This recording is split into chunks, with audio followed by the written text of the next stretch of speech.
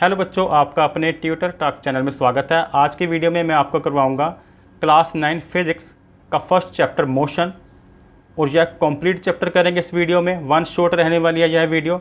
इसमें इस चैप्टर के सभी टॉपिक को क्लियर किया जाएगा, उनके न्यूमेरिकल्स किए जाएंगे, उनके डेरिवेशन और इसके जो एग्ज़ाम में आने वाले इंपॉर्टेंट क्वेश्चन हैं उन्हें भी डिस्कस किया जाएगा। सबसे पहले बात करते हैं मोशन की। मोशन क्या होता है? अगर कोई भी ऑब्जेक्ट टाइम के अकॉर्डिंग अपनी पोजीशन को चेंज करता है तो उस ऑब्जेक्ट को हम कहते हैं कि ये मोशन में है।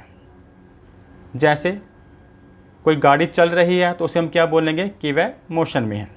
और अगर कोई ऑब्जेक्ट टाइम के अकॉर्डिंग अपनी पोजीशन को चेंज नहीं करता तो उस ऑब्जेक्ट को हम कहते हैं कि वह है एट रेस्ट है। तो ये टॉपिक मैं समझता हूँ आपको पहले से पता थे कि ऑब्जेक्ट अगर मूव कर रहा है तो मोशन में है, अगर कोई ऑब्जेक्ट एक ही जगह पर पड़ा है तो वह रेस्ट में है। तो बहुत इंटरेस्टिंग रहने वाला है ये चैप्टर। इस सबसे पहले हम इसमें करते हैं फिज़िकल क्वांटिटी क्या होती है। वह सभी क्वांटिटी जिन्हें नापा जा सकता है उन्हें हम फिज़िकल क्वांटिटी कहते हैं। जैसे मास को मेज़र किया जा सकता है केजी में, लेंथ को मेज़र करते हैं मीटर में, टाइम को सेकंड में। ये सभी क्वांटिटी जिन्हें मेज़र कर सकते हैं उन्हें हम फिज़िकल क्वांटिटी कहते हैं। इसके डिफ़ाइन क्या है? A property of a material or system that can be quantified by measurement, तो उन्हें हम फिज़िकल क्वांटिटी कहते हैं। और इस फिज़िकल क्वांटिटी को फिज़िक्स में दो तरह से क्लासीफाई किया जा सकता है, स्केलर क्वांटिटी और दूसरा वेक्टर क्वांटिटी। स्केलर क्वांटिटी बच्चों वो वाली क्वांटिटी होती है जिसमें केवल मैग्नीट्यूड होता है, और वेक्टर क्वांटिटी उसे कहा जाता है जिसमें मैग्नीट्यूड और डायरेक्शन दोनों होते हैं। अब मैग्नीट्यूड क्या होता है? मैग्नीट्यूड उस क्वांटिटी की एक वैल्यू होती है जिसे हम नंबर में रिप्रेजेंट करते हैं। जो भी उसकी वैल्यू आएगी उसे हम मैग्नीट्यूड बोलते हैं। और कुछ क्वांटिटी ऐसी होती है जिसका डायरेक्शन से कोई लेना देना नहीं होता, तो उन्हें हम स्केलर क्वांटिटी कहते हैं। और जिसका डायरेक्शन से भी लेना देना हो और मैग्नीट्यूड वैल्यू भी हो उसे वेक्टर क्वांटिटी कहा जाता है। आइए एग्जांपल इनकी समझते हैं। जैसे आ गया डिस्टेंस, मास, टाइम। जो डिस्टेंस है या किसी ऑब्जेक्ट का मास, टाइम, इनकी केवल मैग्नीट्यूड वैल्यू होती है। डायरेक्शन से इनकी कैलकुलेशन करते समय डायरेक्शन को इग्नोर किया जाता है। लेकिन दूसरी तरफ वेक्टर क्वांटिटी जैसे डिस्प्लेसमेंट, वेलोसिटी, फोर्स, इसमें डिस्प्लेसमेंट और वेलोसिटी का टॉपिक तो हम इसी वीडियो में कवर करेंगे। इनमें डायरेक्शन को भी लिया जाता है और उनके मैग्नीट्यूड की वैल्यू को भी। तो आप समझ गए, वो वाली क्वांटिटी जिसमें केवल मैग्नीट्यूड की वैल्यू को लेते हैं तो वो स्केलर क्वांटिटी है, और जिनमें मैग्नीट्यूड और डायरेक्शन दोनों को लिया जाता है उन्हें हम वेक्टर क्वांटिटी कहते हैं। आगे बात करते हैं डिस्टेंस और डिस्प्लेसमेंट। तो सही तरह से चैप्टर आपका अब स्टार्ट होता है। डिस्टेंस और डिस्प्लेसमेंट में क्या डिफरेंस है वो समझते हैं। जैसे यहाँ इस डायग्राम में एक रेक्टेंगुलर शेप बनी हुई है जिसकी वन साइड ओपन है ए से लेकर डी तक। तो यहाँ पर हम ये मानेंगे एक पाथ है, ये ए से बी, बी से सी और फिर सी से डी। तो जब कोई पर्सन ए से बी 5 मीटर जाता है, फिर बी से सी तक का डिस्टेंस 3 मीटर कवर करता है, और फिर सी से डी तक का 5 मीटर। तो बताना है इसमें कि उस पर्सन ने कितना डिस्टेंस कवर किया और कितनी डिस्प्लेसमेंट। आपने ये बात याद रखनी है, डिस्टेंस क्या होता है? Actual path. जितना वो रियल में चला, जितना उसने एक्चुअल पाथ कवर किया, सही में वो डिस्टेंस कवर किया, उस टोटल को हम बोलेंगे डिस्टेंस। लेकिन डिस्प्लेसमेंट होता है शॉर्टेस्ट पाथ, जहाँ से उसने चलना स्टार्ट किया और जहाँ पर वो अब है उसके बीच का सबसे छोटा स्ट्रेट डिस्टेंस की लेंथ, उसे हम बोलते हैं डिस्प्लेसमेंट। तो इस एग्जांपल में देखें तो जब पर्सन ए से बी गया तो उसने 5 मीटर, बी से सी गया 3 मीटर और सी से डी गया तो 5 मीटर। तो सबका टोटल हो जाता है 15। तो ये एक्चुअल पाथ हो गया, तो 15 मीटर होगा डिस्टेंस। लेकिन अगर डिस्प्लेसमेंट की बात करें तो शॉर्टेस्ट पाथ देखा जाएगा, सबसे कम रास्ता। वो भी कौन सा? इनिशियल पोजीशन जहाँ पर वो सबसे पहले था, फाइनल पोजीशन जहाँ पर वो अब है, उसके बीच का सीधा रास्ता, स्ट्रेट पाथ। यानी कि ए पर इनिशियल पॉइंट इसमें ए है, फाइनल पोजीशन इसमें कौन सी है? डी। तो ए और डी के बीच में जो स्ट्रेट पाथ होगा उसे डिस्प्लेसमेंट बोलेंगे, यानी कि ए डी की लेंथ। अब ए डी की लेंथ किसके इक्वल होगी? बी सी के। BC, क्योंकि ये रेक्टेंगुलर शेप है, BC 3 मीटर है तो AD की लेंथ भी क्या होगी 3 मीटर। एक और एग्जांपल से समझते हैं तो आपको अच्छी तरह से क्लियर हो जाएगा। तो ये एक तरह से डिस्प्लेसमेंट की पॉजिटिव वैल्यू आई है। देखिए नेक्स्ट डायग्राम में क्या दिखाया गया है, A से B तक का पाथ 7 मीटर है, फिर ऑब्जेक्ट B से C तक जाता है 5 मीटर, फिर C से D तक गया 7 मीटर। तो टोटल डिस्टेंस कितना कवर हुआ इसमें, 7 + 5 और +7 19 मीटर एक्चुअल पाथ लिया है हमने डिस्टेंस के समय। लेकिन जब डिस्प्लेसमेंट की बात करेंगे तो शॉर्टेस्ट पाथ आपने ये देखना कि सबसे पहले वो कहाँ था और लास्ट में वो कहाँ पर है, मतलब इनिशियल पोजीशन और फाइनल पोजीशन और उसके बीच का शॉर्टेस्ट डिस्टेंस। तो इनिशियल पोजीशन इसमें है A और फाइनल पोजीशन इसमें है D, तो AD का डिस्टेंस लेंगे। तो ये रेक्टेंगुलर शेप है, AD किसके इक्वल होगा BC के, तो AD होगा 5 मीटर। एक क्वेश्चन इसमें और है, इंटरेस्टिंग है। पहले दो एग्जांपल जो कि इसमें हमारे आंसर पॉजिटिव आए हैं, फर्स्ट वाले में हमने 3 मीटर निकाला था, सेकंड वाले 5 मीटर। अब इसमें क्या डिफरेंस है देखते हैं। यहाँ पर पर्सन A से B गया 7, फिर B से C गया 4 मीटर, फिर C से D गया 7 मीटर और फिर D से A आया 4 मीटर। कहने का मतलब पर्सन जहाँ से चलना शुरू किया था उसी पोजीशन पर वापस आ गया। इनिशियल पोजीशन और फाइनल पोजीशन यहाँ पर सेम है। तो सबसे पहले डिस्टेंस की बात करते हैं। डिस्टेंस में तो आपने एक्चुअल पाथ देखना है, तो इसकी चारों साइड को प्लस कर लोगे और चारों साइड को प्लस कर आ जाएगा 22 मीटर। 7 + 4 = 22 मीटर। तो ये तो है डिस्टेंस जो कि एक्चुअल पाथ है। लेकिन डिस्प्लेसमेंट में देखना है कि इनिशियल पोजीशन कौन सी थी और फाइनल पोजीशन कौन सी है। यहाँ पर देखो डायग्राम में तो A इसकी इनिशियल पोजीशन है और अब वह वापस भी A पर आ गया है जहाँ पर रेड डॉट डाला गया है। तो इनिशियल पोजीशन और फाइनल पोजीशन इसमें सेम है, तो कौन सा डिस्टेंस होगा 0। तो इसमें डिस्प्लेसमेंट की वैल्यू 0 होगी क्योंकि A से लेकर A तक की दूरी एक डॉट ही तो है, तो 1 डॉट की वैल्यू क्या होती है 0 होती है। तो A से स्टार्ट हुआ A पर ही पहुंच गया, तो इनका डिस्टेंस जो बीच में होगा शॉर्टेस्ट डिस्टेंस यानी कि डिस्प्लेसमेंट वो होगी 0। नेक्स्ट हम बात करते हैं, इसमें नेगेटिव डिस्प्लेसमेंट निकलेगा। ये जो एग्जांपल है, यहाँ पर ऑब्जेक्ट पहले 7 मीटर राइट डायरेक्शन में जाता है और उसके बाद ऑपोजिट डायरेक्शन में यानी कि लेफ्ट हैंड साइड वो 10 मीटर गया। तो अगर डिस्टेंस की बात करें तो इसमें डायरेक्शन नहीं देखी जाती, जो भी वैल्यू है उन्हें प्लस कर लिया जाता है। तो 7 + 10 = होगा 70। दोबारा से बताता हूँ, यहाँ पर ऑब्जेक्ट ने जो डिस्टेंस कवर किया है 7 मीटर राइट और जहाँ पर पहुँचा उसके बाद बैक 10 मीटर, तो टोटल हो गया 17 मीटर जो कि डिस्टेंस है। लेकिन जब डिस्प्लेसमेंट की बात करेंगे तो जब ऑपोजिट डायरेक्शन में चले तो ऑपोजिट डायरेक्शन को नेगेटिव वैल्यू ली जाती है उसकी। जैसे 7 मीटर यह राइट डायरेक्शन में गया, फिर लेफ़्ट डायरेक्शन में ये 10 मीटर गया, तो 7 - 10 जब करेंगे तो इसका आंसर आएगा -3। तो इस तरह से एग्जांपल से हमें क्लियर हुआ कि डिस्प्लेसमेंट की वैल्यू पॉजिटिव भी आती है, 0 भी आती है और नेगेटिव भी आ सकती है। लेकिन डिस्टेंस की वैल्यू हमेशा पॉजिटिव आई है जितनी भी हमने एग्जांपल की है। तो यहाँ पर अगर हम इनके डिफरेंस की बात करें डिस्टेंस और डिस्प्लेसमेंट की, तो डिस्टेंस में आप लिख सकते हैं it is defined as the actual path और displacement shortest distance between 2 point यानी कि इनिशियल पोजीशन और फाइनल पोजीशन के बीच में जो शॉर्टेस्ट डिस्टेंस होगा उसे हम डिस्प्लेसमेंट कहते हैं। नेक्स्ट है जी, it is a scalar quantity. जो डिस्टेंस है यह स्केलर क्वांटिटी है, मतलब इसमें ओनली मैग्नीट्यूड लिया जाता है, डायरेक्शन को इग्नोर कर दिया जाता है। लेकिन displacement it is a vector quantity, इसमें मैग्नीट्यूड और डायरेक्शन दोनों होते हैं। Distance it is always positive, हमने जितने भी एग्जांपल किए हैं तो वहाँ पर डिस्टेंस की वैल्यू पॉजिटिव आई है। और डिस्प्लेसमेंट की तरफ आप लिखोगे it can be positive, negative and 0। इसकी वैल्यू पॉजिटिव भी आ सकती है, 0 भी और नेगेटिव भी। नेक्स्ट जो डिस्टेंस है give full information of path, क्योंकि डिस्टेंस में हम एक्चुअल पाथ को लेते हैं तो ये एक तरह से यह फुल इन्फॉर्मेशन है पाथ की। लेकिन डिस्प्लेसमेंट में does not give full information of path, displacement full information path की नहीं देता। नेक्स्ट है कि डिस्टेंस ऐसा यूनिट क्या है, मीटर, और डिस्प्लेसमेंट का ऐसा यूनिट भी मीटर होता है। तो ये कुछ डिफरेंस थे जो आपने नोट कर लेने हैं। अब नेक्स्ट बात करते हैं स्पीड और वेलोसिटी की। स्पीड क्या है, वेलोसिटी क्या है, उसकी पहले डिफाइन समझ लेते हैं।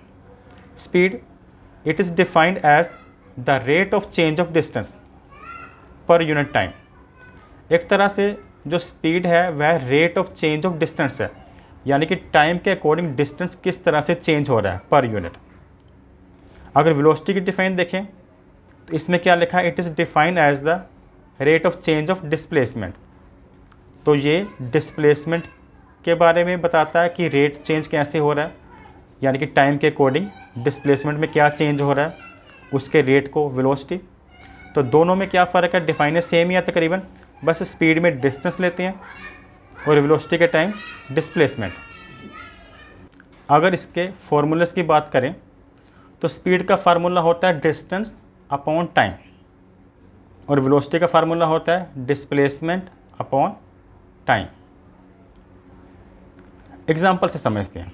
जैसे मान लो यहाँ पर क्वेश्चन में डिस्टेंस गिवन है 50 मीटर और टाइम गिवन है 2 सेकंड, यानी कि आप मान सकते हो कि कोई कार है, उसने 50 मीटर 2 सेकंड में कवर किया है और आपने इसमें स्पीड निकालनी है। तो स्पीड का फार्मूला क्या था, speed equal distance upon time.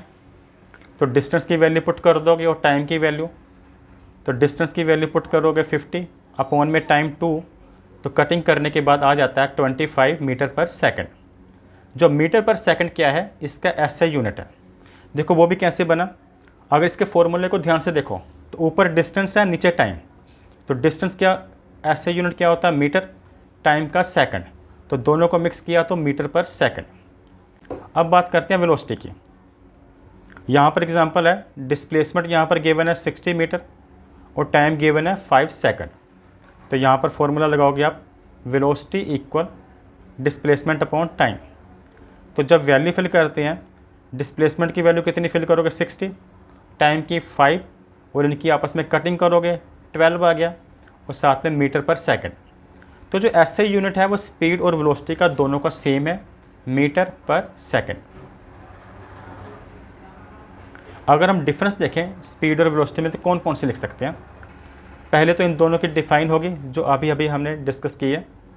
Next, जो स्पीड है it is a scalar quantity, ये स्केलर क्वांटिटी है, यानी कि ये इसमें ओनली मैग्नीट्यूड होता है, डायरेक्शन नहीं होती। और velocity it is a vector quantity. Velocity का फार्मूला आपको पता है, डिस्प्लेसमेंट अपॉन टाइम। हमने अभी अभी कहा था कि डिस्प्लेसमेंट वेक्टर क्वांटिटी है, तो वेलोसिटी भी क्या होगा, एक वेक्टर क्वांटिटी होगी।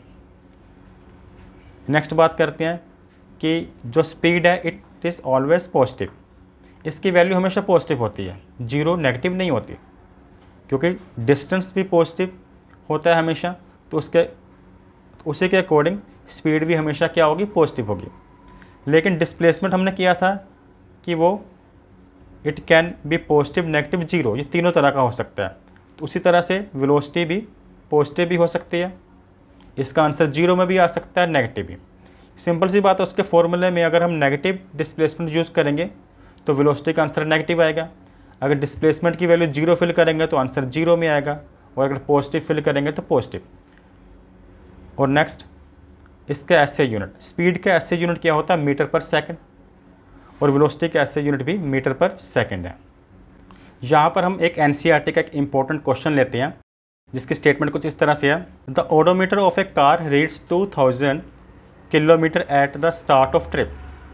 ट्रिप पे जाने से पहले, स्टार्ट करने से पहले ओडोमीटर की रीडिंग थी 2000 किलोमीटर, यानी कि जो गाड़ी थी उसका जो मीटर लगा होता है किलोमीटर वाला, 2000 किलोमीटर चल चुकी थी। And 2400 kilometre at the end of trip, और जब ट्रिप का एंड हुआ तो उसकी रीडिंग होगी 2400 किलोमीटर। तो कितनी गाड़ी चली, 2000 तो मीटर पहले से शो कर रहा था, और कार को चलाने के बाद ट्रिप में के एंड पर उसकी रीडिंग होगी 2400, यानी कि डिफरेंस 400, यानी कि 400 किलोमीटर गाड़ी चली। आगे लिखा है, if trip took 8 hour calculate the average speed of the car in kilometer per hour and meter per second. कि अगर ट्रिप को 400 किलोमीटर का डिस्टेंस कवर करने में 8 घंटे लगे हों तो आप स्पीड निकालें किलोमीटर पर आवर में और मीटर पर सेकंड में।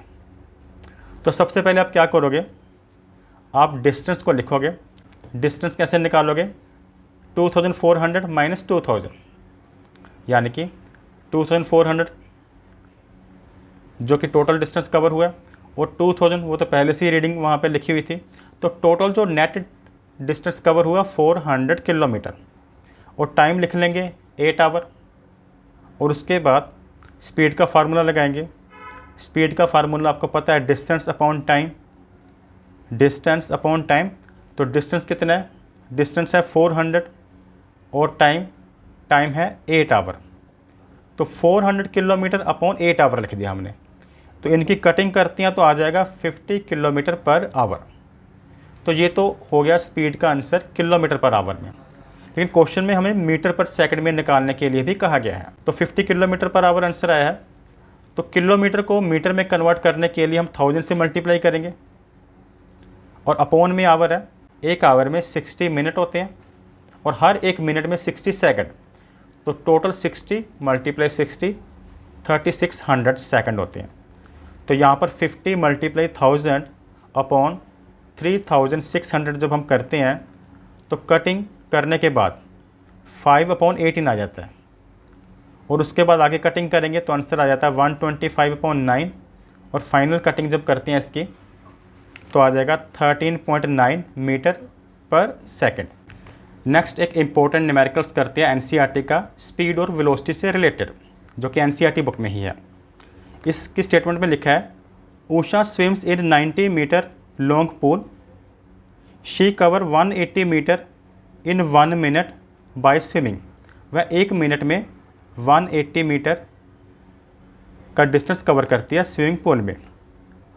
From one and in other and back along the same straight path, यानी कि वो पहले आगे की तरफ जाती है और फिर वापस आ जाती है, क्योंकि आपको पता है जो स्विमिंग पूल है उसकी टोटल डिस्टेंस कितना है 90 मीटर। तो वह 90 मीटर आगे गई और फिर बैक 90 मीटर आ गई तो 180 कवर हो गया, जहाँ से वो चलना स्टार्ट की थी और वापस वहीं पर आ जाती है वो। तो आगे पूछा गया है कि find average speed and average velocity. तो आपने एवरेज स्पीड और एवरेज वेलोसिटी निकालनी है। तो सबसे पहले बात करते हैं डिस्टेंस की। डिस्टेंस इसमें क्या होगा, तो 90 मीटर जो उषा स्विम कर रही थी 90 मीटर वो आगे गई और 90 मीटर बैक। तो डिस्टेंस आपको पता है स्केलर क्वांटिटी है, इसमें डायरेक्शन का कोई लेना देना नहीं। तो सिंपल 90 + 90 प्लस कर देंगे तो आ जाएगा टोटल डिस्टेंस 180 मीटर। लेकिन जब डिस्प्लेसमेंट निकालेंगे तो वह 90 आगे की तरफ गई और 90 बिल्कुल ऑपोजिट डायरेक्शन में वापस आई। जैसा मैंने स्टार्टिंग में एग्जांपल में करवाया था कि अगर कोई ऑब्जेक्ट बिल्कुल ऑपोजिट डायरेक्शन में आता है तो उस डिस्टेंस को हम नेगेटिव लेते हैं। पहले वाला 90 पॉजिटिव और जब बैक आया तो 90 नेगेटिव। तो 90 - 90 0। कहने का मतलब डिस्टेंस तो हो गया 180 मीटर, लेकिन डिस्प्लेसमेंट यहाँ पर है 0 मीटर। अगर हम स्पीड निकालते हैं तो स्पीड का फार्मूला क्या होगा, डिस्टेंस अपॉन टाइम। तो डिस्टेंस एक्चुअल पाथ होता है, याद रखना, जितना एक्चुअल में वो उसने स्विमिंग की 180 मीटर की। तो 180 जो एक्चुअल है उसको ऊपर लिख लिया, नीचे 1 मिनट, 1 मिनट में 60 सेकंड होते हैं तो 180/60 लिखेंगे और कटिंग करने के बाद आ जाता है 3 मीटर पर सेकंड। अब बात करते हैं वेलोसिटी की। वेलोसिटी का फार्मूला क्या होता है, डिस्प्लेसमेंट अपॉन टाइम। तो डिस्प्लेसमेंट मैंने बताया कि वो 90 आगे गई और 90 ऑपोजिट डायरेक्शन में वापस आई, जिसे नेगेटिव साइन लेंगे। तो 90 - 90 0। तो डिस्प्लेसमेंट की वैल्यू फिल की हमने 0 अपॉन में टाइम तो 1 मिनट है यानी कि 60 सेकंड, अपॉन में 60 लगाया तो आफ्टर कटिंग इसका आ गया 0 मीटर पर सेकंड। नेक्स्ट हम बात करते हैं एक्सेलरेशन की। एक्सेलरेशन क्या होता है, इसकी डिफाइन हमें बताती है कि the rate of change of velocity with respect to time called acceleration. जब वेलोसिटी में चेंज होता है टाइम के अकॉर्डिंग तो उसे हम एक्सेलरेशन कहते हैं। जैसे एग्जांपल के तौर पर मान लेते हैं कार की पहले स्पीड थी 10 मीटर पर सेकंड और आफ्टर 5 सेकंड उसकी स्पीड हो जाती है 60 मीटर पर सेकंड। तो इनिशियल वेलोसिटी कितनी है 10 मीटर पर सेकंड और आफ्टर 5 सेकंड उसकी फाइनल वेलोसिटी हो जाती है 60 मीटर पर सेकंड। तो कितना चेंज हुआ, 10 से 60 यानी कि 50 का। तो चेंज इन वेलोसिटी कितनी आ गई, 50, और टाइम कितना है इसमें, 5 सेकंड। तो change in velocity upon time यानी कि 50/5 equal to 10 metre per second, ये एक्सेलरेशन होगा। तो एक्सेलरेशन का फार्मूला क्या होता है, एक्सेलरेशन का फार्मूला होता है final velocity minus initial velocity upon time. इसको शॉर्ट में आप लिख सकते हैं, एक्सेलरेशन को स्मॉल लेटर ए से रिप्रेजेंट किया जाता है, फाइनल वेलोसिटी को v से, और इनिशियल वेलोसिटी को u से, टाइम को t से। तो इसे a equal v minus you upon T लिख सकते हैं। और जो एक्सेलरेशन का ऐसे यूनिट होता है वो होता है मीटर पर सेकंड स्क्वायर। इसके भी कुछ इंपॉर्टेंट एग्जांपल करते हैं एनसीईआरटी की, जिसमें लिखा है starting from a stationary position Rahul pedal his bicycle to attain velocity of 6 meter per second in 30 second. यानी कि राहुल जो बाईसाइकिल चला रहा है, उसने पहले बाईसाइकिल को स्टार्ट किया। स्टार्टिंग के समय उसकी जो इनिशियल स्पीड होगी, जब जस्ट किसी भी चीज़ को स्टार्ट किया जाता है फ्रॉम रेस्ट, तो उसकी जो इनिशियल वेलोसिटी को 0 माना जाता है, और इनिशियल वेलोसिटी को हम लिखते हैं u से। तो यहाँ पर u इक्वल टू होगा 0। आगे लिखा है Rahul attain a velocity 6 meter per second. उसने कितनी वेलोसिटी कर ली चलाने के बाद, इन 30 सेकंड। 30 सेकंड बाद उसकी जो फाइनल वेलोसिटी थी वो होगी 6 मीटर पर सेकंड। तो यहाँ पर v को लिखेंगे 6 मीटर पर सेकंड। तो u इक्वल टू 0 हो गया और v इक्वल टू हो गया, यानी कि जो फाइनल वेलोसिटी है 6 मीटर पर सेकंड, और टाइम यहाँ पर गिवन है 30 सेकंड। पहले इतने पार्ट का करेंगे तो हम कर लेंगे 6 माइनस 0 अपॉन 30, जो कि एक्सेलरेशन का फार्मूला क्या है, v minus you upon T. तो जो सभी वैल्यू जब फिल करते हैं v में, u में और t में, तो v में 6 फिल करोगे, u में 0 और टाइम 30। तो 6 माइनस 0 अपॉन 30, और आफ्टर कैलकुलेशन इसकी वैल्यू आ जाएगी 0.2 मीटर पर सेकंड। ये तो इस क्वेश्चन का फर्स्ट केस हो गया। आगे को स्टेटमेंट को रीड करते हैं। आगे लिखा यहाँ से देन ही अप्लाई ब्रेक, जब उसकी स्पीड 6 मीटर पर सेकंड हो गई थी। देखो पहले उसने स्टार्ट किया, 30 सेकंड बाद उसकी स्पीड होगी 6 मीटर पर सेकंड, तो वहाँ तक की एक्सेलरेशन में निकाल ली 30 सेकंड तक की। जब उसकी स्पीड 6 मीटर पर सेकंड थी तो उसके बाद उसने ब्रेक अप्लाई कर दी। Then he applies brake such that the velocity of the bicycle come down to 4 metre per second in next 5 second. यानी कि ब्रेक लगाने के 5 सेकंड के बीच में उसकी स्पीड 6 मीटर पर सेकंड से 4 मीटर पर सेकंड पर आ गई, कम हो गई। आगे लिखा calculate the acceleration of the bicycle in both case. Acceleration निकालें बोथ केस की। फर्स्ट तो हमने निकाल लिया 30 सेकंड का, जब 0 से उसकी स्पीड 6 मीटर पर सेकंड हो गई थी। अब सेकंड केस हम निकाल रहे हैं जब उसकी स्पीड 6 मीटर पर सेकंड से 4 मीटर पर सेकंड हो गई, जब उसने ब्रेक को अप्लाई किया, और वो भी 5 सेकंड में। तो यहाँ पर इनिशियल वेलोसिटी अब क्या लिखेंगे सेकंड केस में, u equal to 6 meter per second. जब उसने ब्रेक अप्लाई की तो फाइनल वेलोसिटी उसकी हो गई 4 मीटर पर सेकंड। कितना टाइम लगा 6 से 4 होने में, 5 सेकंड। तो एक्सेलरेशन का formula final velocity minus initial velocity upon time. तो यहाँ पर वैल्यू फिल करेंगे v minus you upon T में, 4 माइनस 6 अपॉन 5। तो 4 माइनस 6 अपॉन 5 कर आ जाएगा -2 अपॉन 5, और कैलकुलेशन के बाद आ जाता है -0.4 मीटर पर सेकंड। नेक्स्ट हम इस चैप्टर के ग्राफ्स की बात करते हैं। इस चैप्टर में जितने भी ग्राफ हैं उन्हें बहुत सिंपल लैंग्वेज में आपको समझाया जाएगा। सबसे पहले बात करते हैं डिस्टेंस टाइम ग्राफ की। डिस्टेंस और टाइम का जो ग्राफ बनता है उसमें एक्स एक्सिस पर टाइम लिया जाता है और वाई एक्सिस पर हम डिस्टेंस को लेते हैं। सबसे पहले फर्स्ट ग्राफ की बात करते हैं, जिसमें के टेबल में हमें यहाँ पर टाइम गिवन है और इस तरफ डिस्टेंस गिवन है। मान लेते हैं कि कोई कार है जिसने फर्स्ट सेकंड में 10 मीटर डिस्टेंस कवर किया, सेकंड के बाद उसने टोटल 20 मीटर डिस्टेंस कवर कर लिया, और आफ्टर 3 सेकंड 30, और 4 सेकंड के बाद 40। तो टाइम और डिस्टेंस का अगर ग्राफ ड्रॉ करें तो क्या करेंगे, 1 को 10 के साथ मिलाएंगे, नीचे सेकंड है यानी कि 1 सेकंड, और उधर 10, इधर से 1 इधर से 10, तो ये डॉट यहाँ पर लगेगा। सेकंड 2 को 20 पर, तो टाइम का 2, उधर से 20, तो ये यहाँ पर डॉट लगेगा। और नेक्स्ट 3 को 30 पे मिलाना है क्योंकि 3 सेकंड है, देखो सेकंड 3, और इधर से 30 इधर और यहाँ से 3, तो ये यहाँ पर डॉट लगेगा। उसके बाद 4 को 40 से, टाइम का 4 और डिस्टेंस का 40, तो इसका तकरीबन यहाँ पर डॉट लगता है। तो ये जो ग्राफ है बिल्कुल स्ट्रेट वन है, जिसे हम यूनिफॉर्म मोशन कहते हैं। यूनिफॉर्म मोशन कैसे, हर 1 सेकंड के बाद वह 10 मीटर ज़्यादा डिस्टेंस कवर कर रहा है ऑब्जेक्ट।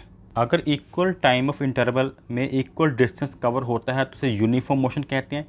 तो इसका डिस्टेंस टाइम ग्राफ में ऐसी अपवर्ड स्ट्रेट लाइन ग्राफ बनता है। तो यहाँ पर ऑब्जेक्ट एट रेस्ट कहने का मतलब ऑब्जेक्ट मूव नहीं कर रहा। मान लो कि हमारे से 10 मीटर के डिस्टेंस पर कोई गाड़ी खड़ी है, तो उसे हम नोटिस करेंगे तो 1 सेकंड के बाद अगर वो 10 मीटर के डिस्टेंस पर खड़ी थी तो आफ्टर 2 सेकंड भी वहीं पर खड़ी है, आफ्टर 3 सेकंड भी वो 10 मीटर के डिस्टेंस पर ही खड़ी हुई है, और आफ्टर 4 सेकंड भी 10 मीटर के डिस्टेंस पर ही खड़ी हुई है। तो यहाँ पर टाइम और यहाँ पर है डिस्टेंस। तो 1 को हम अगर 10 से यहाँ पर डॉट लगेगा, 2 का 10 पर यहाँ पर लगाएंगे, और 3 को भी 10 से मिलाना, तो 3 इधर से 10, तो यहाँ पर 4 को भी 10 से, तो यहाँ पर, तो ये भी एक तरह की स्ट्रेट लाइन बनेगी जो कि पैरेलल है। तो मतलब जब ऑब्जेक्ट एट रेस्ट पोजीशन पर होता है तो जो डिस्टेंस टाइम ग्राफ होता है वह टाइम एक्सिस के या कह लो एक्स एक्सिस के बिल्कुल पैरेलल लाइन होगी उसकी। और अगर नॉन यूनिफॉर्म स्पीड के साथ कोई ऑब्जेक्ट मूव कर रहा है तो वो ग्राफ किसी भी शेप का बन सकता है। नेक्स्ट हम बात करते हैं वेलोसिटी टाइम ग्राफ की। तो वेलोसिटी टाइम ग्राफ में यूनिफॉर्म मोशन अगर एक ही स्पीड से ऑब्जेक्ट चल रहा हो तो कैसे बनता है देखते हैं। मान लेते हैं कोई कार है जो कि 20 मीटर पर सेकंड की स्पीड से चल रही है, उसकी कॉमन एक ही स्पीड है, यूनिफॉर्म स्पीड है, यूनिफॉर्म मोशन के साथ चल रही है। तो आफ्टर 1 सेकंड उसकी स्पीड क्या होगी, 20, क्योंकि स्पीड तो उसने 20 पे फिक्स की रखी हुई ना। तो 2 सेकंड बाद भी अगर स्पीड पूछेंगे तो 20, तो आफ्टर 3 सेकंड के बाद भी 20, 4 सेकंड के बाद भी 20। तो अगर ग्राफ करें तो 1 को अगर 20 से मिलाता हूँ, 2 को भी 20 से, यहाँ से 3 को 20 से, और 4 को 20 से, तो ये कुछ इस तरह से एक्स एक्सिस के पैरेलल लाइन बनती है। तो यहाँ से एक बात क्लियर हुई कि वेलोसिटी टाइम ग्राफ जो होता है अगर वह एक्स एक्सिस के पैरेलल है तो वहाँ पर यूनिफॉर्म मोशन होती है, या कह लो यूनिफॉर्म मोशन में जो ग्राफ होता है वह एक्स एक्सिस के पैरेलल बनता है। और जब डिस्टेंस टाइम ग्राफ की बात थी तो अगर ऑब्जेक्ट रेस्ट पर हो तो वह एक्स एक्सिस के पैरेलल बनता है। अब बात करते हैं यूनिफॉर्म एक्सेलरेशन, यानी कि जो पर्सन गाड़ी को चला रहा है वो बिल्कुल इक्वल अमाउंट में वेलोसिटी को इंक्रीज़ कर रहा है पर यूनिट टाइम के अकॉर्डिंग। तो हर 1 सेकंड के बाद वह 10 मीटर पर सेकंड की स्पीड को इंक्रीज़ कर देता है। जैसे फर्स्ट सेकंड में उसकी स्पीड अगर 10 थी तो आफ्टर 2 उसने 10 बढ़ा दी 20, और आफ्टर 3rd सेकंड में उसने 10 और इंक्रीज़ कर दी 30, और आफ्टर 4 10 और इंक्रीज़ की 40। तो अगर इसका ग्राफ बनाएं तो हम देखते हैं 1 को किससे मिलाएंगे, 10 के साथ, 2 को 20 के साथ, 3 को यहाँ से ये यहाँ पर मिलेगा 2, और यहाँ पर 20 के साथ 3 को, इसी तरह से 30 के साथ, और 4 को ऐसे 40 के साथ। तो ये भी अगर हम ड्रॉ करेंगे ये स्ट्रेट लाइन बनता है अपवर्ड की तरफ, क्योंकि स्पीड इसमें इंक्रीज़ हो रही थी। तो इसे यूनिफॉर्म एक्सेलरेटेड ग्राफ कहते हैं जब यूनिफॉर्म एक्सेलरेशन हो रही हो। और नॉन यूनिफॉर्म में ग्राफ किसी भी शेप का बनाया जा सकता है, किसी भी शेप का बन सकता है, कह लो। तो एक बार फिर से रिवाइज करें, ये था डिस्टेंस टाइम ग्राफ, यहाँ पर डिस्टेंस है और इधर टाइम। तो अगर यूनिफॉर्म मोशन हो, यूनिफॉर्म मोशन का मतलब क्या होता है कि एक ही स्पीड के साथ ऑब्जेक्ट मूव कर रहा है, तो इक्वल डिस्टेंस वह कवर करता जाएगा। तो ग्राफ कुछ इस तरह से बनता है स्ट्रेट अपवर्ड। और अगर ऑब्जेक्ट एट रेस्ट है तो वह एक्स एक्सिस के पैरेलल बनेगी लाइन, और नॉन यूनिफॉर्म में किसी भी तरह का बन सकता है। यूनिफॉर्म मोशन की बात करें, अगर एक ही स्पीड से चल रहा हो तो वेलोसिटी टाइम ग्राफ, अब बात हो रही वेलोसिटी टाइम ग्राफ की, तो वो पैरेलल बनेगा एक्स एक्सिस के अगर यूनिफॉर्म मोशन है। और अगर यूनिफॉर्म एक्सेलरेटेड मोशन है, यानी कि मोशन इंक्रीज हो रही है पर यूनिट टाइम इक्वल अमाउंट के साथ, बढ़ रही है लगातार हर एक सेकंड के बाद, तो ग्राफ कुछ इस तरह से बनता है। और नॉन यूनिफॉर्म एक्सेलरेशन में डिफरेंट शेप का बनता है। एग्ज़ाम में ग्राफ से रिलेटेड कैसे क्वेश्चन आते हैं उनके बारे में मैं आपको बताता हूँ। जैसे यहाँ पर ये ग्राफ देखें, ये डिस्टेंस टाइम ग्राफ है।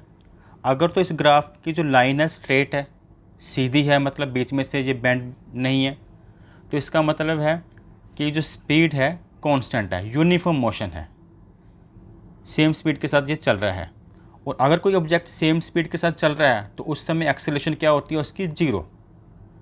क्योंकि मैंने बताया था एक्सेलरेशन क्या होता है, change in velocity upon time, change in speed. अगर वेलोसिटी में चेंज हो अपॉन टाइम, अगर वेलोसिटी में चेंज ही नहीं होगा, जैसे v minus you upon T करते हैं, अगर v भी 10 है, u भी 10 है, 10 माइनस 10 जीरो हो गया, तो जीरो अपॉन टाइम जो भी होगा जीरो आंसर आएगा। तो इसका मतलब एक्सेलरेशन ऐसे ग्राफ में जीरो होती है और मोशन यूनिफॉर्म होती है। नेक्स्ट अगर पूछें कि इसमें से a और b में ग्राफ में कौन सा ग्राफ स्पीड को ज़्यादा रिप्रेजेंट कर रहा है, तो आप a वाला बोलोगे। जितना ये ग्राफ d की तरफ होगा, या कह लो डिस्टेंस की तरफ होगा, y एक्सिस की तरफ मोड़ा होगा, उस ग्राफ में उतनी ज़्यादा स्पीड होगी। मेन वह ज़्यादा स्पीड को रिप्रेजेंट कर रहा है ऑब्जेक्ट की। और नेक्स्ट ये ग्राफ बताता किसके बारे में, ये स्पीड के बारे में बताता। जैसे मान लो मैं यहाँ पर एक लाइन ड्रॉ कर लेता हूँ, तो ये लाइन इसके पैरेलल है, ठीक है।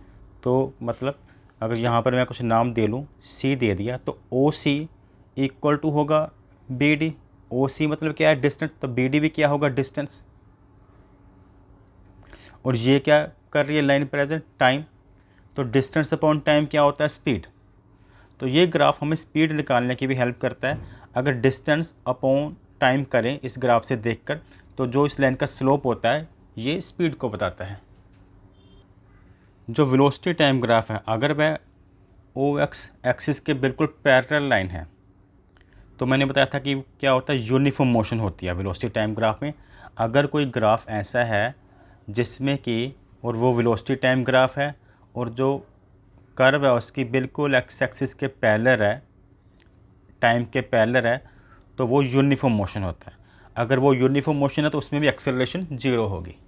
तो एग्ज़ाम में ये क्वेश्चन आकर पूछा जा सकता है, जो एमसीक्यू बन सकता है, तो एक्सेलरेशन इसकी कौन सी होगी, तो आप बताओगे इसकी एक्सेलरेशन क्या होगी, जीरो, वेलोसिटी टाइम ग्राफ में, अगर ये बिल्कुल इसके पैरेलल हो।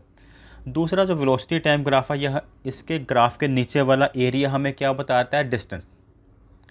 क्योंकि देखो ये जो एरिया होगा, चाहे हम इसका पूरे का एक सिंगल बॉक्स ही बना लेते हैं तो आपको शायद ज़्यादा क्लियर होगा। मान लो सिंगल बॉक्स है, यहाँ तक हमने ले लिया टाइम, और इतना एरिया क्या है, वेलोसिटी।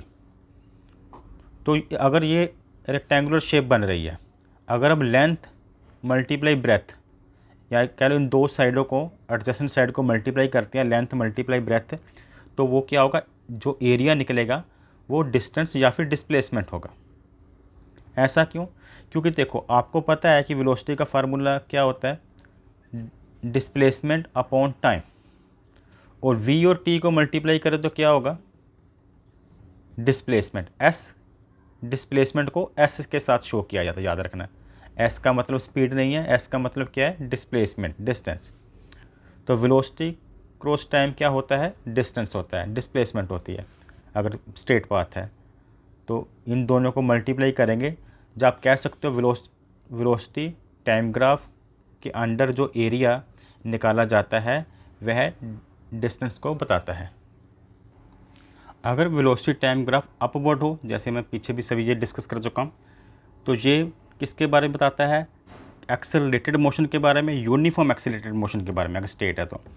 और अगर ये ऐसे डाउनवर्ड हो तो यूनिफॉर्म रिटार्डेशन, यानी कि यहाँ पर एक्सेलरेशन की वैल्यू पॉजिटिव होती है, यहाँ पर एक्सेलरेशन की वैल्यू कम होती है। एक्सेलरेशन का मतलब होता है कि स्पीड का इंक्रीज़ होना वेलोसिटी का टाइम के साथ, और रिटार्डेशन का मतलब होता है जब कोई ब्रेक अप्लाई की जाती है तो स्पीड का कम होना टाइम के साथ। और जब टाइम के साथ स्पीड कम होती है, टाइम के साथ लगातार स्पीड कम होती रहती है तो उसे रिटार्डेशन बोलते हैं। इसमें एक्सेलरेशन की वैल्यू नेगेटिव आती है, और जब स्पीड इंक्रीज़ होती है तो एक्सेलरेशन की वैल्यू पॉजिटिव आती है। नेक्स्ट इस चैप्टर का मोस्ट इम्पॉर्टेंट कॉन्सेप्ट आ जाता है equations of uniformly accelerated motion. जो ये इक्वेशंस हैं, जो न्यूमेरिकल्स क्वेश्चन करते समय भी हमें कुछ फार्मूलास यूज़ करने पड़ते हैं, इन्हें इक्वेशंस ऑफ मोशन भी कहते हैं, जो कि यूनिफॉर्मली एक्सेलरेटेड मोशन। अगर ऑब्जेक्ट जो एक्सेलरेट हो रहा है वह यूनिफॉर्म हो रहा है तो इसकी 3 इक्वेशंस ऑफ मोशन है। फर्स्ट है v equal u plus a T, second s equal U T plus 1/2 A T square, और थर्ड है v square minus u square equal 2as। तो बहुत सिंपल लैंग्वेज में मैं आपको करवाऊंगा ये सभी इक्वेशंस ऑफ मोशन। आप बस इतना आपको याद होना चाहिए कि इनिशियल वेलोसिटी को बोलते हैं u, जो स्टार्टिंग में जो जिस स्पीड से ऑब्जेक्ट चल रहा होता है, जो भी स्पीड होती है स्टार्टिंग में, उसे इनिशियल वेलोसिटी कहते हैं, उसे u से डिनोट किया जाता है। फाइनल वेलोसिटी को v से, एक्सेलरेशन को स्मॉल लेटर a के साथ, डिस्प्लेसमेंट को s से, यहाँ पर कन्फ्यूजन होता है, s से स्पीड नहीं है, डिस्प्लेसमेंट को s से करते हैं और टाइम को t से। तो सबसे पहले first equation of motion v equal u plus a T का फॉर्मूला हम यहाँ पर ड्राइव करेंगे। तो सबसे पहले हमने लिख लिया acceleration equal change in velocity upon time. यह एक्सेलरेशन का फॉर्मूला है, जिसे हम एक्सेलरेशन को स्मॉल लेटर a के साथ, चेंज इन वेलोसिटी मतलब final velocity minus initial velocity upon time. अगर मैं t को a की तरफ सेंड करता हूँ तो इसे मैं कुछ इस तरह से लिख सकता हूँ, A T equal v minus you. और अगर मैं इस u को इधर सेंड कर दूँ तो क्या होगा, v इक्वल टू क्या बन जाएगा, इधर u आ जाएगा तो u प्लस ए टी। तो इसे मैं कुछ इस तरह से लिख सकता हूँ, v equal u plus a T. तो ध्यान से समझे, v तो हमने एक तरफ है, u और ए टी को अगर इकट्ठा कर दे तो कैसे बोल लेंगे, ए टी प्लस यू या फिर u प्लस ए टी कहेंगे। तो ये हो गया v equal u plus a T. तो ये फर्स्ट इक्वेशन ऑफ मोशन का फॉर्मूला यहाँ पे ड्राइव हो चुका है। इसके बाद हम करेंगे सेकंड इक्वेशंस ऑफ मोशन। तो सेकंड इक्वेशन ऑफ मोशन जिसका फार्मूला है s equal U T plus 1/2 A T square. देखो ये सेकंड इक्वेशन ऑफ मोशन है, तो ये वाला फॉर्मूला यहाँ पे करना है ड्राइव। सबसे पहले अगर हम एवरेज वेलोसिटी का फार्मूला लिखें तो एवरेज वेलोसिटी का फार्मूला होता है initial velocity plus final velocity upon 2।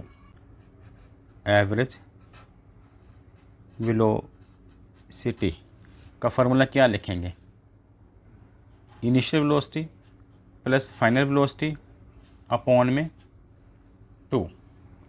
और अगर ये तो होगी एवरेज वेलोसिटी, तो डिस्टेंस कैसे निकाला जाता है, डिस्टेंस होता है वेलोसिटी मल्टीप्लाई टाइम। जो डिस्टेंस ट्रैवल होता है, जो डिस्टेंस ट्रैवल होता है वो होता है वेलोसिटी मल्टीप्लाई टाइम, या कह लो एवरेज वेलोसिटी मल्टीप्लाई टाइम। तो एवरेज वेलोसिटी का फॉर्मूला हमने ये लिखा है, मल्टीप्लाई इसको टाइम कर देंगे तो u प्लस वी अपॉन 2। ये क्या है, average velocity. Initial velocity final velocity को अगर अपॉन 2 कर दे तो एक एवरेज सी निकल आएगी ना उसकी। तो मल्टीप्लाई कर दिया टाइम, और डिस्टेंस को हम s से लिख सकते हैं। अब यहाँ पर अगर मैं v की वैल्यू को चेंज करता हूँ, इसको मैं नेम दे लेता हूँ इक्वेशन नंबर 1। जो फर्स्ट इक्वेशन ऑफ मोशन थी उसको मैंने नेम दिया इक्वेशन नंबर 1। अगर यहाँ पर मैं v की वैल्यू को चेंज कर देता हूँ, यानी कि v की वैल्यू क्या है, v मतलब फाइनल वेलोसिटी, इसकी वैल्यू है u प्लस ए टी। अगर मैं इस u प्लस ए टी को यहाँ पर फिल कर दूँ तो क्या मैं ऐसे लिख सकता हूँ, s इक्वल u प्लस, देखो ये u प्लस ए टी लिखना है यहाँ पे, u plus a T upon 2 और मल्टीप्लाई टाइम। तो आफ्टर कैलकुलेशन ये क्या होगा, यू टी और यू टी क्या हो जाएगा, ये 2u बन जाएगा, 2 टाइम u है, तो इसे हम ऐसे लिख सकते हैं कि 2u plus a T upon 2, और यहाँ पर बाहर है मल्टीप्लाई टाइम। और अगर इस टाइम को भी अंदर मल्टीप्लाई कर दें, अगर इस टाइम को भी अंदर मल्टीप्लाई कर दें, यानी कि ये यहाँ पर ब्रैकेट होगी ना एक तरह से, तो अगर इसको करें तो t को u के साथ होगा, तो ये हो जाएगा 2ut, और t को at के साथ करेंगे तो ये हो जाएगा at², और अपोन में क्या है 2। अब ये 2 कॉमन है, इस पूरे अपोन का 2 कॉमन है, यानी कि इस 2 को हम इसके अपोन अलग और इसके अपोन अलग लिख सकते हैं, कुछ इस तरह से 2ut अपॉन 2 और प्लस at² अपॉन 2। जो बीच में जो एलसीएम वाली लाइन होती है, ये बीच में अगर इसको ब्रेक करें तो ये 2 अलग हो जाएगा, ये 2 अलग हो गया, तो ये 2 से 2 कट गया, यहाँ पर कटिंग नहीं हो रही, तो ये क्या आ गया, ये आ गया S इक्वल हमारे पास आ गया, ये ut आ गया, और ये अपोन में 2 है, जिसे 1/2 लिख सकते हैं, अपोन में 2 या 1/2 एक ही बात है, और at²।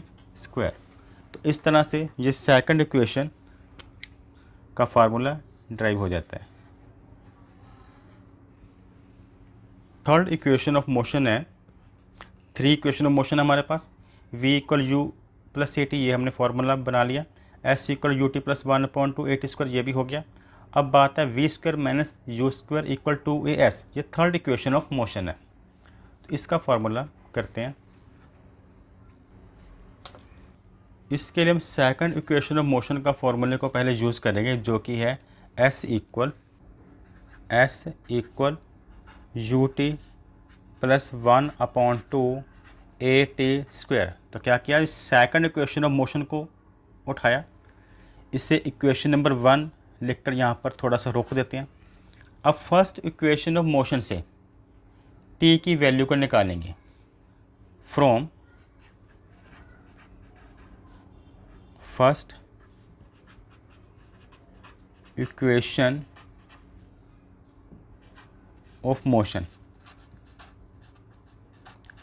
तो यहाँ से v equal u plus a T है जो फर्स्ट इक्वेशन ऑफ मोशन, अगर यहाँ से t की वैल्यू निकालें तो ये v माइनस यू हो जाएगा, इधर ए टी है। तो यहाँ से अगर हम t की वैल्यू को निकालते हैं तो a को इसके अपोन कर देंगे, तो हमारे पास t इक्वल टू आ जाएगा, a जब इनके अपोन चला जाएगा v minus you upon a, तो ये वैल्यू आ गई t की, इसे इक्वेशन नंबर 2 लिख देते हैं। अब अगर ये t वाली वैल्यू इक्वेशन नंबर 1 में फिल करें तो कहाँ कहाँ पर फिल करेंगे, एक तो यहाँ पर, एक यहाँ पर। तो इसे हम कुछ इस तरह से लिखना होगा कि s इक्वल, देखो पहले u है, u के साथ हम फिल कर रहे हैं v minus you upon a को, यानी कि t की वैल्यू को यहाँ पर। उसके बाद क्या है, प्लस का साइन है, फिर 1/2 है, उसके साथ a है, और फिर यहाँ पर फिल करना है t की value v minus you upon a, और साथ में स्क्वायर भी है, देखो यहाँ पर t का स्क्वायर है ना, v minus you upon a और इसका स्क्वायर, तो ये uv और u² हो जाएगा। तो यहाँ पर आ जाएगा uv minus u² upon a, ठीक है। u को v से मल्टीप्लाई हुआ, फिर u को u से। अब इस तरफ बात करते हैं, इस तरफ था 1/2 a है बाहर, और इसका पहले होल स्क्वायर होगा v माइनस यू का, तो a² plus b² minus 2ab का फार्मूला आपको पता है, a मतलब v है, जैसे आपको पता ना a माइनस b की होल स्क्वायर का फार्मूला क्या होता है, a² plus b² minus 2ab। तो a मतलब v², b² मतलब u का स्क्वायर, 2ab मतलब 2 के साथ ub, और साथ में माइनस भी है,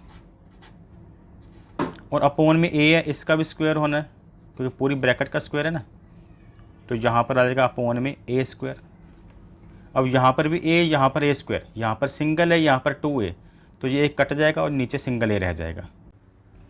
नेक्स्ट अगर इसको हम नोट करते हैं तो क्या क्या हमारे पास बचा, u v minus u square upon ए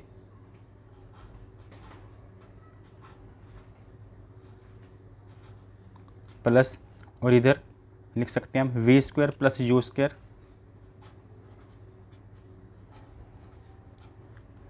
माइनस 2 UV और अपॉन में क्या होगा 2 और ए 2a। अब अगर a और 2a का हम एलसीएम लें तो 2a आएगा, 2a लिख लिया, ठीक है। इन दोनों का एलसीएम 2a, बड़ी वाली वैल्यू आएगी। 2a को डिवाइड करेंगे a से 2 बचेगा, इसको अगर a से डिवाइड करें 2 बचता है, और 2 को इन दोनों से मल्टीप्लाई करेंगे फिर तो 2uv minus 2u square plus, अब इस 2a को इस 2a से डिवाइड करते 1 को इन तीनों से मल्टीप्लाई करेंगे, सेम वैल्यू रहेगी v square plus u square, ये वाली और माइनस 2uv। अब नेक्स्ट देखते हैं, इनकी कटिंग हो जाएगी, जो 2uv और 2uv एक पॉजिटिव है और एक नेगेटिव है, इनकी आपस में होगी कटिंग, और इधर s लिखना है। और नेक्स्ट लाइन में क्या क्या बचेगा, वी स्क्वायर एक बच रहा है ऊपर, और ये 2u स्क्वायर माइनस का, ये u स्क्वायर प्लस का, दोनों को आपस में माइनस करेंगे तो 1u स्क्वायर बचेगा नेगेटिव साइन का, और अपॉन में 2a। अगर इस 2a को हम इधर सेंड कर देते हैं तो आ जाता है 2as equal v square minus u square. तो 2a को इधर सेंड किया तो 2as और v square minus u square, और यही फार्मूला हमने ड्राइव करना था, जिससे हम कुछ इस तरह से भी लिख सकते हैं, अब v square minus u square equal 2as। तो ये थर्ड इक्वेशन ऑफ मोशन का फार्मूला ड्राइव हो चुका है। नेक्स्ट हम एनसीईआरटी के कुछ इंपॉर्टेंट क्वेश्चन करते हैं, न्यूमेरिकल्स, जो कि इक्वेशंस ऑफ मोशन के फार्मूले पर बेस्ड हैं। तो यहाँ पर एनसीईआरटी का जो फर्स्ट इंपॉर्टेंट क्वेश्चन है, इसकी स्टेटमेंट है कि a bus starting from rest moves with a uniform acceleration of 0.1 meter per second square for 2 minutes. तो जो बस है वो स्टार्टिंग में रेस्ट पोजीशन पर थी, और जब वह स्टार्ट होती है तो उसकी स्पीड एक्सेलरेट होती है, मतलब उसकी स्पीड धीरे धीरे बढ़ने लगती है, और 2 मिनट तक एक्सेलरेशन की जो वैल्यू है 0.1 मीटर पर सेकंड स्क्वायर रहती है। और बाद में पूछा गया फाइंड द स्पीड एक्वायर्ड, कितनी स्पीड उसने एक्वायर्ड की। तो इसके लिए ये 3 इक्वेशन ऑफ मोशन में से कोई एक फार्मूला हम यूज़ करेंगे फाइनल वेलोसिटी निकालने के लिए। तो जैसा कि इन्फॉर्मेशन गिवन है कि बस स्टार्टिंग फ्रॉम रेस्ट, अगर कोई ऑब्जेक्ट रेस्ट में था पहले, मतलब रुका हुआ था, तो उसकी जो इनिशियल वेलोसिटी क्या होगी 0। उसके बाद एक्सेलरेशन की वैल्यू गिवन है, वो गिवन है 0.1 मीटर पर सेकंड स्क्वायर, जिसे हम 1/10 भी लिख सकते हैं अगर पॉइंट हटाए तो। और टाइम गिवन है 2 मिनट। इसमें जो टाइम है 2 मिनट गिवन है, जिसे सेकंड में कन्वर्ट करें तो 1 मिनट में 60 सेकंड होती हैं, तो 2 मिनट में होंगे 2 × 60, 2 मिनट में 120 सेकंड होंगे। और पूछा गया है द स्पीड एक्वायर्ड निकालें, कि फाइनल वेलोसिटी निकालें एक तरह से। तो उसके लिए ये वाला फार्मूला यूज़ कर सकते हो, v equal u plus a T, first equation of motion है। तो v equal u plus a T, क्योंकि इसमें फिल करने के लिए u भी है, एक्सेलरेशन फिल करने के लिए a मिल जाएगा, टाइम फिल करने के लिए t की वैल्यू भी है 120। और जब सभी वैल्यू को फिल करते हैं 0 प्लस a में फिल करना आपने, ये 0.1 है ना, अगर इसका पॉइंट हटाऊँ 0.1 का पॉइंट हटाऊँ तो 1/10, और t क्या है 120। तो कटिंग करने के बाद ये आ जाएगा 12, तो वेलोसिटी इसमें आ जाती है 12 मीटर पर सेकंड। नेक्स्ट इसमें पूछा गया है द डिस्टेंस ट्रैवल्ड, कि कितना डिस्टेंस ट्रैवल किया गया। डिस्टेंस यानी कि जिसे एस से डिनोट किया जाता है डिस्प्लेसमेंट, तो ये वाला फार्मूला लगा सकते हैं। जो कि है S equal U T plus 1/2 A T square. तो यहाँ पर देखो मैं S equal U T plus 1/2, देखो ये वाली इक्वेशन है, ए टी स्क्वायर लिख दिया। एस मतलब डिस्प्लेसमेंट, यू की वैल्यू बस स्टार्ट हुई थी तो उस समय जो इनिशियल वेलोसिटी 0 थी, तो 0 टाइम 120 है, तो ये 120 फिल कर दिया। उसके बाद प्लस डालकर 120, ए कितना है 0.1 यानी कि 1/10 लिख सकते हैं उसको, और टाइम क्या है 120 उसका स्क्वायर। अब इसको जब सोल्व करेंगे तो एस इक्वल, ये तो 0 हो गया ना, 0 × 120 0, इसे लिखने की ज़रूरत अब नहीं है। 1 ये 210 का 20, और 120 का स्क्वायर क्या होगा 144,000।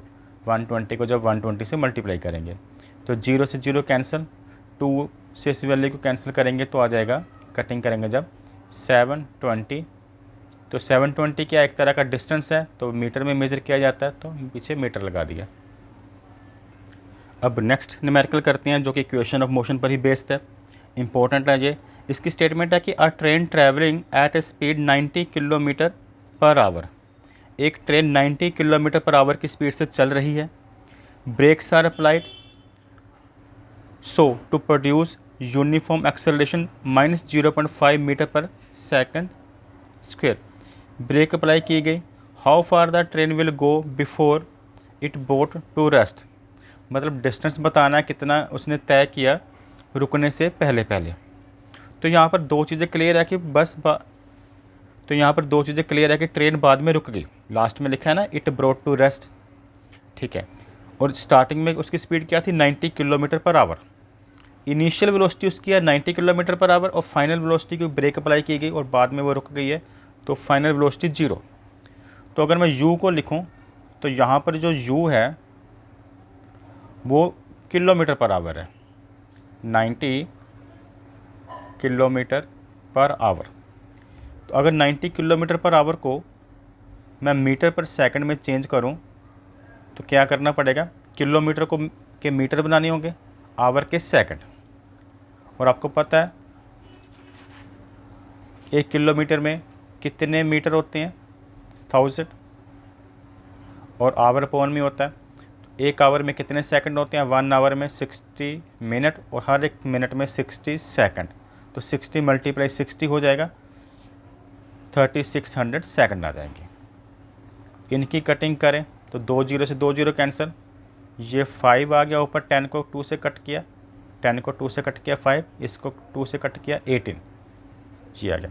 अब 18 को 90 से कट करेंगे 5, और 5 से आपस में मल्टीप्लाई 25, तो ये बच्चों चेंज हो गया ये मीटर पर सेकंड में। और v मैंने बताया था कि फाइनल वेलोसिटी है जो कि है इसमें 0, और एक्सेलरेशन इसमें गिवन है, अगर स्टेटमेंट में देखो लिखा हुआ है a uniform acceleration of -0.5 meter per second square, तो ये है -0.5 मीटर पर सेकंड स्क्वायर। और निकालना क्या है, क्वेश्चन में लास्ट लाइन में लिखा है कि how far the train will go before it is brought to rest, train कितना चली रुकने से पहले पहले, मतलब डिस्प्लेसमेंट निकालनी है। तो हमारे पास जो इन्फॉर्मेशन है UVA, तो इसमें तो नहीं फिल हो पाएगी, इसमें सभी वैल्यू हैं, U भी फिल कर सकते हैं, V भी फिल कर सकते हैं, और A भी। देखो UVA, U यहाँ पर, V यहाँ पर, A यहाँ पर अगर फिल कर दें तो S आ जाएगा। तो थर्ड इक्वेशन ऑफ मोशन को हम यूज़ कर रहे हैं v² - u² equal to AS। तो v की वैल्यू 0 क्योंकि वो रुक गई, u है 25 उसका स्क्वायर है 2, फार्मूले में a क्या है, a देखो -0.5 है, -0.5, तो इसका अगर माइनस में यूज़ करूँ तो इसको 5/10 लिख सकते हैं अगर पॉइंट को हटाएं माइनस, और s क्या है, s ऐसे ही है, तो इसको सोल्व करेंगे तो -625 आता है, इधर कटिंग करने के बाद 2 से 2 -s आ जाएगा, -s, तो तो माइनस से माइनस कैंसिल, तो s की वैल्यू आ जाती है 625 मीटर, क्योंकि यहाँ से माइनस कैंसिल हो जाता है। मेरे ख्याल से आप कैलकुलेशन समझ चुके हो, क्योंकि यहाँ पर 0.5 था तो ये 5.10 हो गया, मतलब ये 1.2 एक तरह से कटिंग के बाद। तो इस 2 ने बाहर वाले 2 को कट किया, तो केवल माइनस और s बचा। यहाँ पे माइनस s लिखा, यहाँ पर 625 माइनस का, तो माइनस को से minus cancel, s equal to 625 आ गया। तो ये एक तरह का डिस्टेंस है, तो इसका यूनिट लगा दिया मीटर। तो यहाँ पर नेक्स्ट क्वेश्चन लेते हैं, जिसकी स्टेटमेंट है a racing car has uniform acceleration 4 metre per second square. ये भी एनसीईआरटी का क्वेश्चन है। अ रेसिंग कार की एक्सेलरेशन बताई है, जो यूनिफॉर्म एक्सेलरेशन है 4 मीटर पर सेकंड स्क्वायर। तो हम ए लिख लेते हैं, जो कि हमें गिवन है, ए की वैल्यू गिवन है 4 मीटर पर सेकंड स्क्वायर। आगे लिखा what distance will it cover in 10 second, time given है, और पूछा गया है डिस्टेंस कि उसने 10 सेकंड में कितना डिस्टेंस कवर किया आफ्टर स्टार्ट। तो स्टार्ट वाला ये मतलब जब स्टार्ट वाला क्वेश्चन हो तो मतलब जब सबसे पहले उसकी जो इनिशियल वेलोसिटी थी उस समय 0 थी, क्योंकि ये स्टार्ट हुआ है। तो हमारे पास यू ए टी गिवन है, और हमने निकालना क्या है एस, यानी कि डिस्प्लेसमेंट, कितना डिस्टेंस कवर किया। तो सेकंड इक्वेशन ऑफ मोशन को अगर हम यूज़ करें, जो कि है S equal U T plus 1/2 A T square. तो यहाँ पर अगर वैल्यू फिल करते हैं तो u की वैल्यू 0, t की वैल्यू 10 प्लस 1/2, a क्या है 4 और t का स्क्वायर है, यानी कि 10 का स्क्वायर टाइम 10 है ना। तो 0 × 10 तो 0 हो गया, इसको तो दोबारा लिखने की ज़रूरत नहीं है, क्योंकि 0 × 10 0। तो क्या क्या हमारे पास आएगा, ये 1/2 है, 4 है, तो ये 10 का स्क्वायर, यानी कि 10 को 10 से मल्टीप्लाई करेंगे 100 आ जाएगा। ये कट करके 2 आ गया, 2 × 100 200। अगर s के इक्वल जो भी वैल्यू आती है, यानी कि वो डिस्प्लेसमेंट होती है, तो उसके पीछे मीटर लगाया जाता है। Equation of motion by graphic method, जो हमने 3 इक्वेशन ऑफ मोशन की थी, first equation of motion, second equation of motion और थर्ड इक्वेशन ऑफ मोशन को अलजेब्रिक मेथड से सोल्व किया था, उसे कई बार ग्राफिक मेथड से सोल्व करने के लिए भी कहा जाता है। तो ग्राफिक मेथड से कैसे सोल्व करना है वो देखते हैं। जैसे यहाँ पर हमें जो ग्राफ गिवन है, ये वेलोसिटी टाइम ग्राफ है, यानी कि उसके वाई एक्सिस की तरफ वेलोसिटी और एक्स एक्सिस की तरफ यहाँ पर टाइम गिवन है, यहाँ पर वेलोसिटी और नीचे टाइम। और जो ये लाइन शो कर रही है कि इनिशियल ऑब्जेक्ट की वेलोसिटी क्या थी, ओ से लेकर ए तक, जिसे यू कह सकते हैं। स्टार्टिंग में जो ओ ए है ये यू है, इनिशियल वेलोसिटी है, लिखा भी हुआ इनिशियल वेलोसिटी है यू, जो कि ओ ए के इक्वल है। धीरे धीरे वेलोसिटी इंक्रीज़ होती जाती है, ऊपर की तरफ जा रही है, और आफ्टर टाइम ओ सी, कुछ टाइम बीतने के बाद वेलोसिटी की ये लेंथ है, मतलब वेलोसिटी इतनी इंक्रीज़ होगी। बी सी क्या है, फाइनल वेलोसिटी। तो यहाँ लिखा है फाइनल वेलोसिटी है v equal to B C. और अब जो ये v है, यानी कि बी सी है, इसके 2 पार्ट हैं, B D plus D C. तो लिख दिया फाइनल वेलोसिटी के 2 पार्ट हैं, एक बी से लेकर डी तक, एक डी से लेकर सी तक। तो यहाँ पर लिख दिया, इसको यहाँ पर रोक देते हैं क्वेश्चन नंबर 1 डालकर। नेक्स्ट, अगर हम इसके स्लोप की बात करें, यानी कि एक्सेलरेशन की, इस ग्राफ में अगर एक्सेलरेशन की बात करें तो वेलोसिटी टाइम ग्राफ में जो इसका स्लोप होता है, जो सिंपल एंगल में कहूँ तो जो परपेंडिकुलर अपॉन बेस होगा, यानी कि B D upon A D होगा, बी से लेकर डी तक अपॉन ए डी, ये स्लोप का फार्मूला होता है, एक्सेलरेशन का फार्मूला होता है। ग्राफ में अगर एक्सेलरेशन निकालनी है तो आप परपेंडिकुलर अपॉन बेस कर सकते हो, B D upon A D.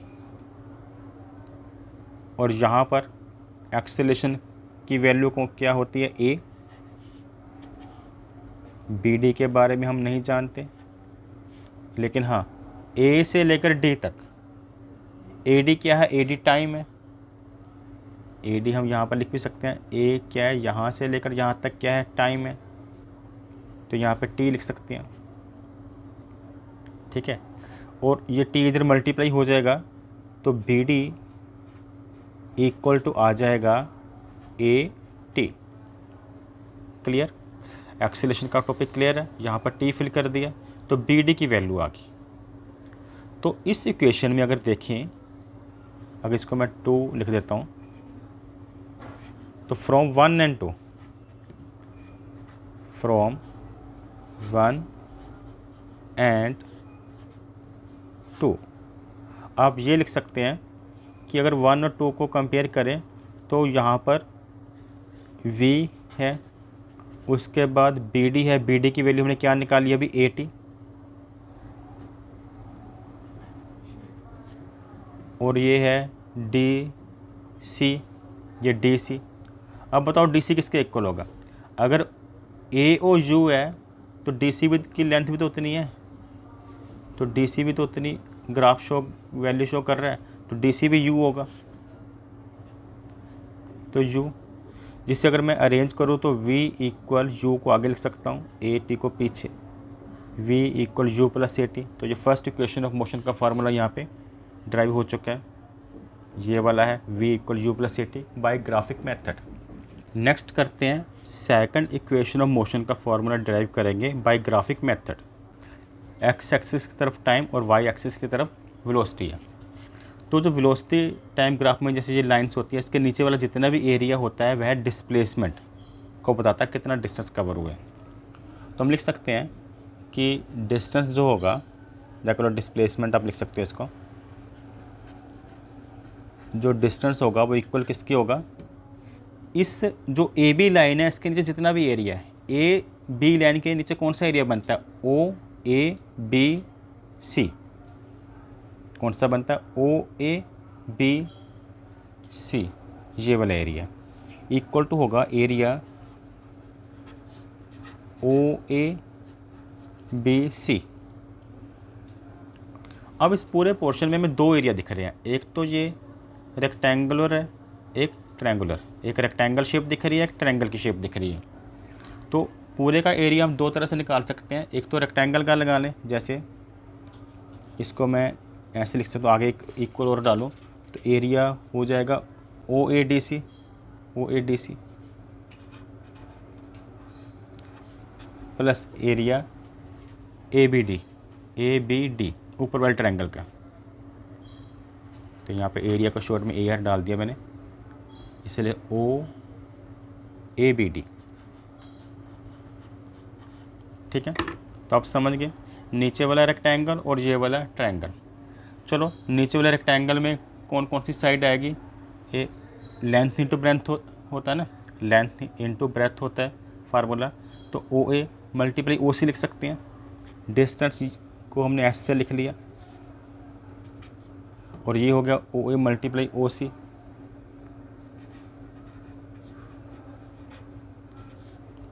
और प्लस में ट्रायंगल की बात करें, उसका फार्मूला होता है 1/2 बेस इंटू हाइट। तो 1/2 बेस क्या है, ए डी, देखो इसका बेस ये वाला होगा ना, ट्रायंगल का बेस ये वाला, हाइट ये वाली होगी बी डी,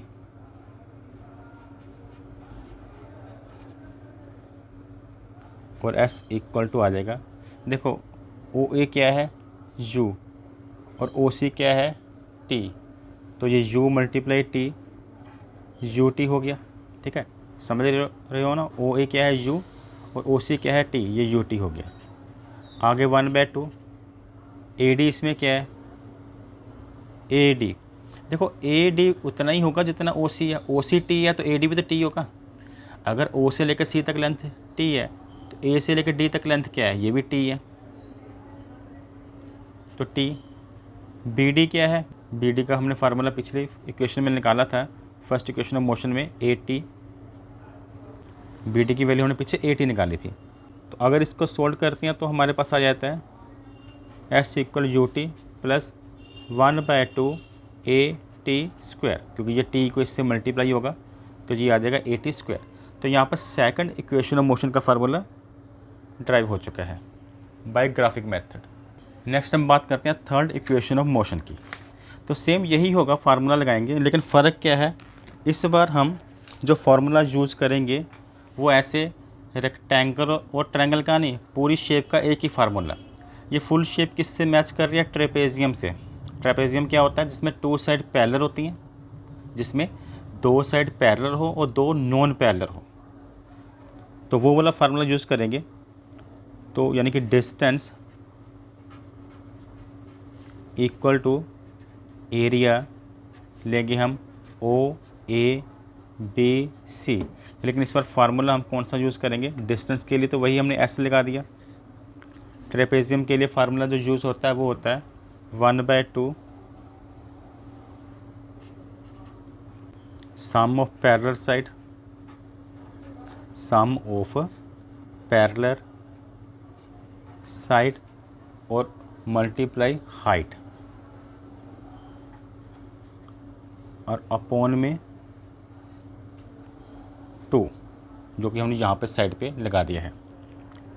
तो ये होता है 1/2 sum of parallel side multiply height लेते हैं। तो देखते हैं कैसे फिल करेंगे। 1/2 लगा दिया। अब देखो बच्चों, सम ऑफ पैरेलल साइड किसे बोलेंगे? ये वाली साइड पैरेलल है, यहाँ पर u है, यहाँ पर v है, तो ये u प्लस v हो जाएगा, u प्लस v, और मल्टीप्लाई हाइट। हाइट क्या होगी? इन पैरेलल साइड के बीच में बिल्कुल सीधा डिस्टेंस जो कि t है, तो ये हो गया। तो इस इक्वेशन में हमें t नहीं चाहिए, तो t की वैल्यू की जगह पे कुछ और फिल करना पड़ेगा। तो t की वैल्यू निकालनी पड़ेगी। t की वैल्यू आप एक्सेलरेशन के फार्मूले से निकाल सकते हो। देखो, एक्सेलरेशन का फार्मूला क्या था? a = v - u/t होता है। मैं यहाँ पर लिखता हूँ, मैं यहाँ पर लिख देता हूँ नीचे। यहाँ पर जो एक्सेलरेशन का फार्मूला आपको पता है वो होता है v - u/t। तो यहाँ से t अगर ऊपर भेज दूँ तो t का फार्मूला बन जाएगा v - u/a। तो ये फिल कर सकते हैं। तो अगर मैं यहाँ पर ये वाली वैल्यू फिल करता हूँ तो इसे लिखूँगा s = 1/2। यहाँ पर बच्चों u प्लस v और t की वैल्यू क्या निकाली है? v - u/a, v - u/a आ गया। ठीक है, अब ध्यान से समझो, ये v - u है, ये u प्लस v। चाहे इसको भी बोल सकते हैं v प्लस u, इसको क्या बोल सकते हैं? क्योंकि u प्लस v या v प्लस u एक ही बात है। तो एक तरह से अगर ये a प्लस b के लिए कौन सा फार्मूला होता है? a² - b²। कहने का मतलब आप इसे इस तरह से लिख सकते हो, s = ये हो जाएगा v² - u²। समझ गए? v - u और v प्लस u का फार्मूला बनेगा v² - u², और अपॉन में 2a। और अगर 2a को मैं s की तरफ भेज दूँ तो ये हो जाएगा 2as = v² - u²। तो यही डेरिवेशन है हमारी, v² - u² = 2as। तो ये थर्ड इक्वेशन का फार्मूला यहाँ पे ड्राइव हो गया बाय ग्राफिक मेथड के साथ। तो यहाँ पर इस चैप्टर के सभी टॉपिक कंप्लीट हो जाते हैं। अगर आपको यह वीडियो पसंद आई हो तो इसे लाइक करें, अपने दोस्तों के साथ ज़्यादा से ज़्यादा शेयर करें और चैनल को सब्सक्राइब करें। Thanks for watching.